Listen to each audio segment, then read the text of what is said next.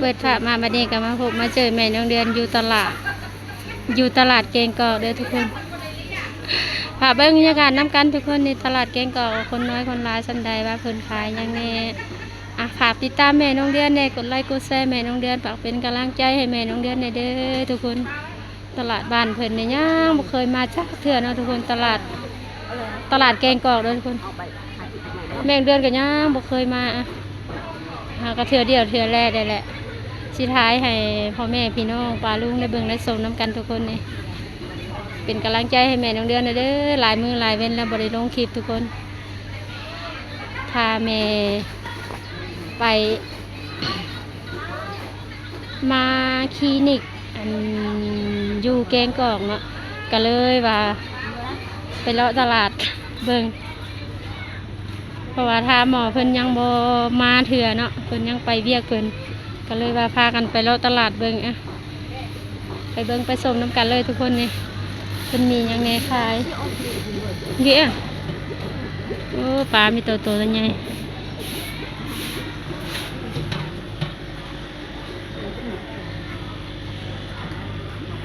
ฝากติดตามแม่น้องเดือนหน่อยเด้อทุกคนอีกขี้เสียจะไม่ขี้ห่างเลย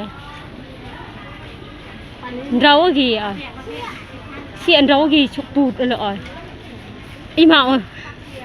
ปลาเพียวคนบุกคนบุกเคยอันนี้ปลาอันนี้ทับปิ้งเท่าไหร่อีเสียปลาขาวนี้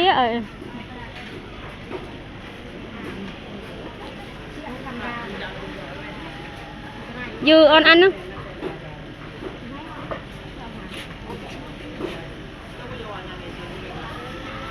ของอยู่ของกินลายแห้งทุกคนนี่แม่เดือนคือยังบ่เคยมาจากเถื่อเนาะตลาดอันแกงกอกนี่เถื่อเดียวเถื่อแรกอันนี้ครั้งแรกเลยทุกคนเป็นจังไดก็ฝากเป็นกำลังใจให้แม่น้องเดือนเด้อทุกคนหลายมือหลายเว้นแล้วบ่ได้ลงคลิปให้ป้าลุงได้เบิ่งได้ชมน้ำกันเนาะโทรศัพท์มีปัญหาทุกคนก็เลยว่าลงคลิปบ่ได้แม่เดือนสิรีวิวให้เบิ่งเด้อปะจังchưa cái chụp bùa rồi vợ mẹ tự buồn chụp bùa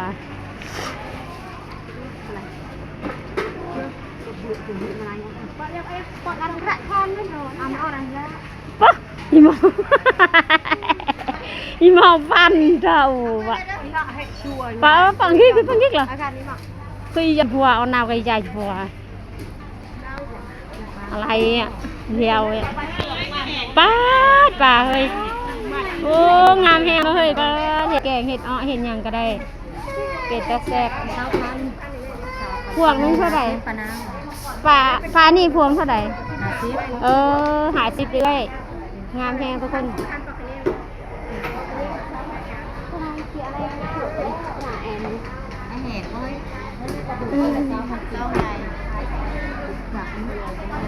นี่ตัวไหนปลาแอมเลย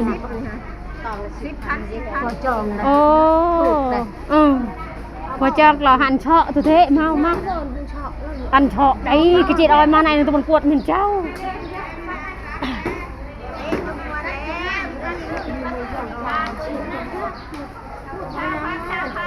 เสียนตัวอับเจ้ากินดีเหรอ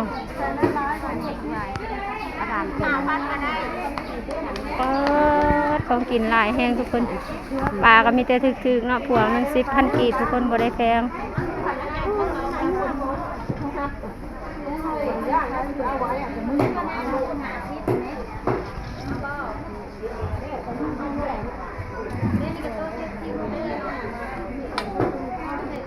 เจ้าเท่าใดอ่อนเบะบาดใจถึง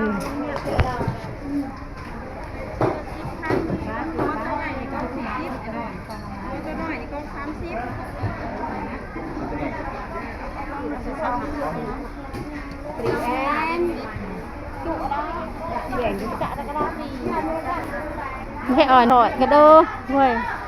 ไม่เพิ่มเชื้อมังถอยเอ็มพูดง่ายโอ้ติดตาแสบนะเฮ้ย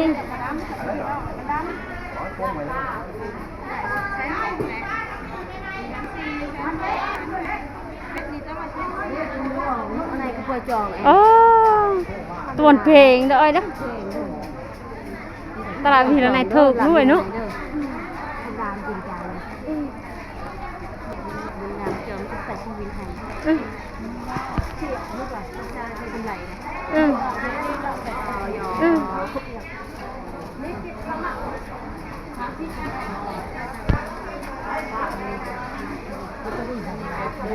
เอาตัวดีแบบเลือกสีดำเขาเราซื้อไปกินเขาเราหาแม่เขาจะรัดเด้อรัดเด้อและขนาดเลยรัดเด้อบุญหาพัน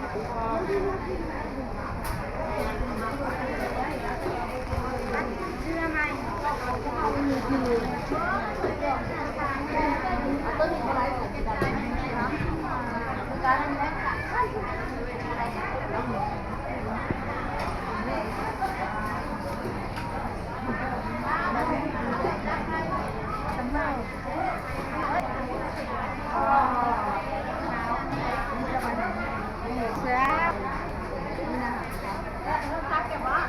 เอ๊ะเชื่อนักไปบอกถูกยง มื้อแลอันไหนเฮ้ย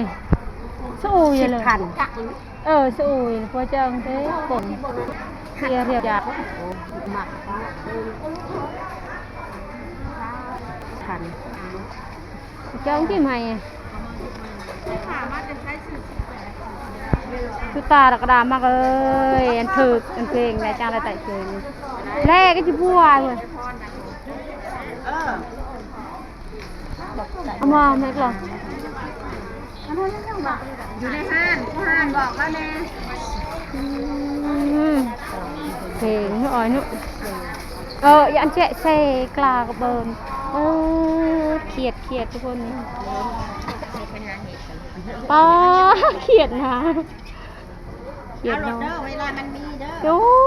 ยงามเลย เด้อทั้งหอมดักเด่น เลยcái chú bùa tầm mà hả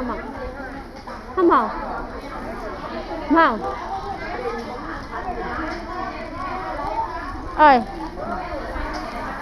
ơi chú bùa tầm mà ập lại đi vào đây mau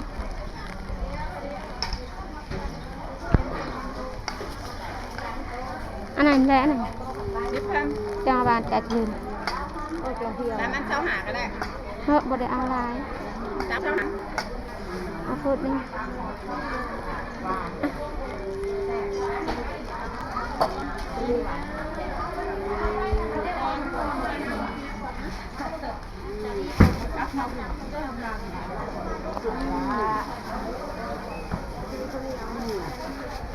Sli kan ni alu sli dah oi.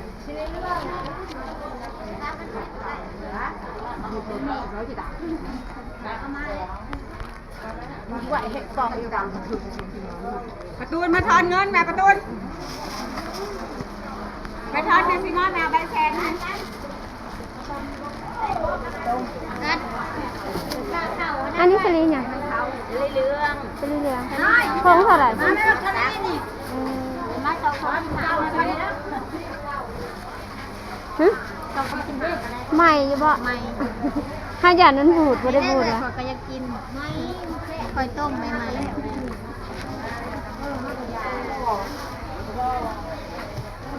ตัวนี้ซ้ำครับตัวนี้บ้างเต็ม บ่ได้ดองบ่ได้บูดติดูสลีซะก่อนสักโอ้ยเอาออกให้นะ เอาเงินให้เจ้าก่อนใช่ละ 90แล้วป่ะ โดย เอากับเจ้า โดย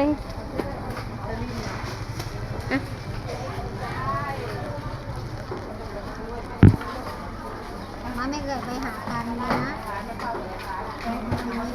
เอาไหมพวกนั้นไหมหมวยมาอีกเด้อสีขาวเด้อเดียวผมมันสีเหลืองสีขาวอันนี้สีเหลืองอันนี้ ของเจ้าเดียวกันวะ เจ้าของข่อย ไปกินแต่สีขาวเลยเนาะ ของข่อยสีขาว สีขาวได้แซ่บเลย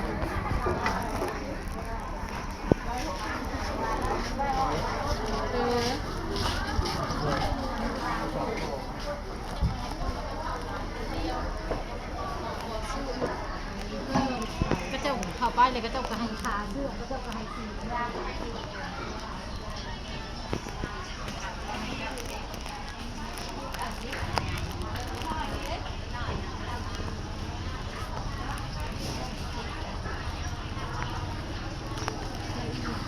ปะแต่แรกอันนั้นคืออีอัดคลิปจับlên đi đó thuจับlên đi quayแต่แรกใจเย็นปะพี่จังพงโบลเตะต้องเตะจานุพงโบลเตะต้องเตะจานุเตะก็แบบปันเทอพงโบลปันเดออันนุคือว่าจะคือยี่สิบ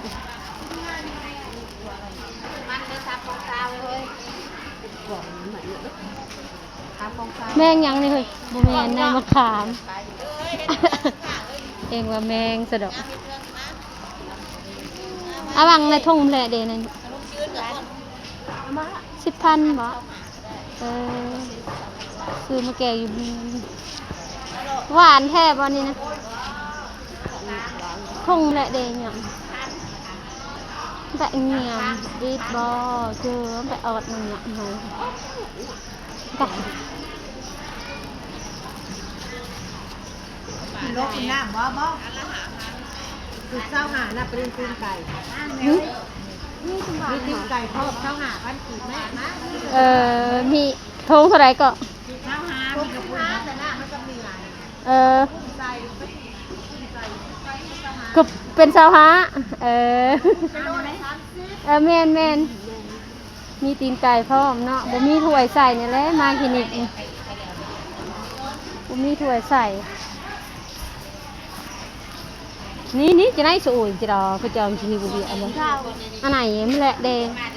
จองอนาบัตขึ้นมาลึกเลยนะช่ไหมเนี่ยบางคนหาบางคนเดือน1บางคน4 มื้อนี่โซนมากใหม่เลยทุกคนแม่ต้องเลื่อนขอลำลาไปก่อนทุกคนขอจบคลิปเพียงเท่านี้เด้อคลิปยาวเลยทุกคนนะไปพบไปเจออีกคลิปต่อไปทุกคนฝากเป็นกำลังใจให้แม่น้องเดือนแน่กดไลค์กดแชร์กดติดตามแม่น้องเดือนหน่อยเด้อสบายดี